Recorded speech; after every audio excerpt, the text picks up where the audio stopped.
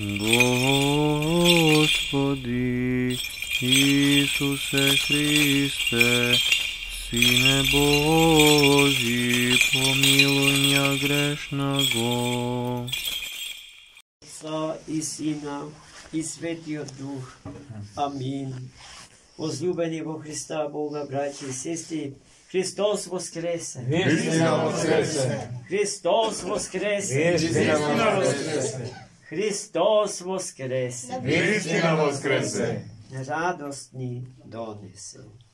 Ние донесе радоста од денес празнуваниот гораст Отец на Светата Црква Божја Атанасije, архиепископот Александриски, со право наречен татко на православието, бидејќи е најголем бранител на вистинското исповедање на верата во Светотроичниот Бог. Тој во младоста своја, како младо ѓаконче на тогашниот архиепископ Александриски Александар, како придружен член на делегацијата на Александриската помесна црква на првиот Васеленски собор во Никеја 325 година, ја бранеше верата на светите апостоли и светите отци и достојно ја одбрана пред се со светоста на својот живот, а потоа и со своето огромно енциклопедиско образование. Иако млад, 20 годишен, како што го опишуваат неговите современици, голобрат ѓакон Александриски, тој успеа да го победи ереста на аријанството, зад која што стоеше многу учениот и горделив ум на свештеникот Ари, кој што во ученоста беше исто така ретка појава во епохата на свети Атанасije Александриски. Но свети Атанаси, просветен од Духот Свет, му докажа и му покажа на Ари дека не се работи за создаден Бог, делкан, ракотворен Бог, за како што Ари Христа Господа сакаше да го представи, туку за раѓање на Синот од Отецот, од суштината на Отецот, поради што Синот му е едносуштен на Отецот, а не сличносуштен, како што учеше Ари. Тогаш се употребија двата познати теолошки поими, од кои што едниот е православен, омоусиос, а другиот е еретички, омиусиос. Свети Атанасije Александриски застана зад вистината Божја, која што му беше предадена во наследство од светите апостоли и сите отци што пред него живееја и твореа, така наречените предникејски, никејски, доникејски и никејски отци. Свети Атанасije Александриски не е познат само по својата ученост. Да се сетиме само на неговото слово против паганите, во кое што тој ја покажува својата учена ерудиција. Такво детално, филигранско познавање на античката паганска мисла не може и денеска да се сретне меѓу најучените елити на познатите светски универзитети. Потоа неговото слово за воплотувањето на Логосот. Потоа неговите толкувања на новозаветните и старозаветните текстови. Тоа е литературата со која што треба да се дружиме, но ние, за жал, и кога би сакале не можеме, бидејќи сме мрзливи, тоа пред се однесува на мене, да ги преведиме тие текстови од оригинал, од старогрчки јазик. Може би е куриозитетно знаењето дека свети Атанасија Александриски по крв не е грк, туку копт египчанец, а е по ученост, по образование типичен елин. Не само што го заврши универзитетот во Александрија, туку тој најпосле беше и негов декан. Прв човек на тој универзитет. Но неговото православно исповедање на верата не помина така лесно. Тоа беше проследено со невидени гонења. 6 пати се обидува да му го одземат животот на свети Атанаси Велики. Кој само Бог го спасуваше на најразлични начини.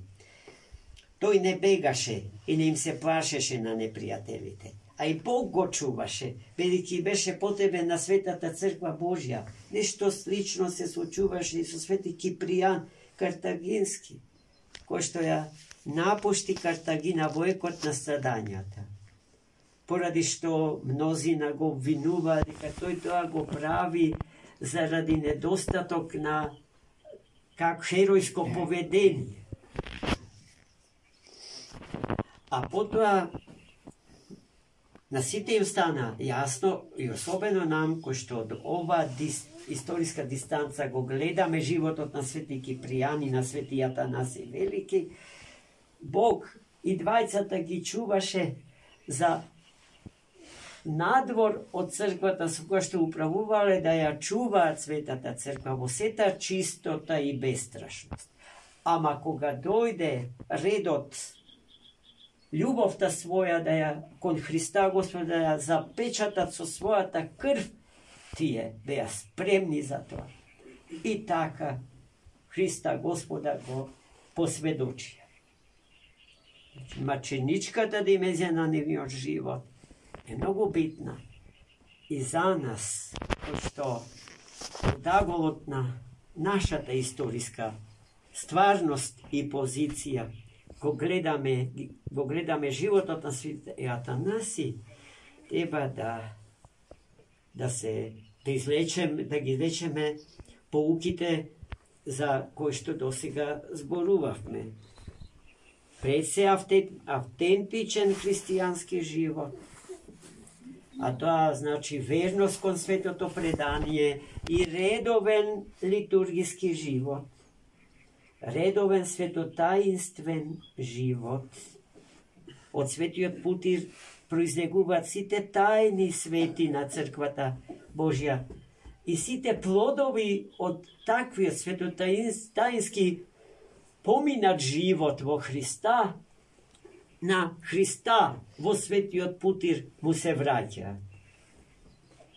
И потоа да се живее со тоа херојско поведение, со подготвеноста во секој час да се умре за Христа Господа, кој што е врвна вистина, вистина над сите вистини, вистина кон која што приведуваат сите други вистини, ако ги има, ако постојат, и вистини од кои што произлегуваат од таа вистина, ако ги има.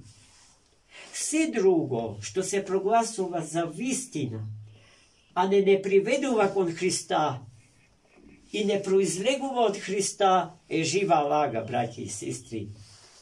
Еве го критериумот со кој Треба да се измерува се што ни се случува во нашиот живот. А тоа значи секој миг од времето на нашиот живот и секој атом од силите на нашиот живот. Не само така наречените крупни, екзистенцијални прашања. Се, дури и секоја помисла, треба да се измери со Христа, Богочовекот. Сето она што Христос Бог ни го даде, Свети Атанаси го прими и го претвори во свој собствен живот. Та и ние да заличиме на Свети Атанаси Велики.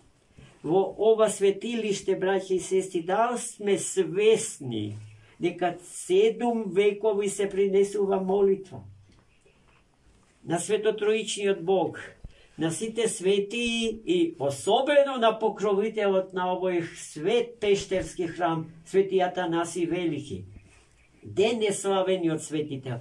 7 векови без прекин. Еден од ретките манастири во Македонија, во кој што не престана да биде молитвена работилница, во која што се преди руното Гедеоново, а руното Гедеоново е облеклото на нашето спасение. Битието на човекот од идниот век се случува сега и овде, во ова молитвена работилница. Под овие карпи од Бога издлабени, за нему да му се посветиме целите себе си. Овде, ако сакате, ако сте загрижени македонци, овде Македонија се спасува, а не на гласачките кутии. Не сум против граѓанската обврска, секој треба да си ја исполни, зашто сме ние и социјални битија. Али ако сакате баш спасението на овој народ, спасението на бракот, спасението на семејството, спасението на нашиот град, спасението на целото човештво и на сиот космос, се случува во малечко пештерче, целото од камен соградено, во вид налик на едно птичјо гнездо, во кое што ние сме птичињата Божи. Црцориме и го славиме Бога секогаш кога се молиме и го пееме Бога, а на Бога не му пееме, тој не сака забави. Тој сака да го пееме Него, тој е нашата песна, тој е нашата молитва, тој е нашиот живот. Амин. За многу години.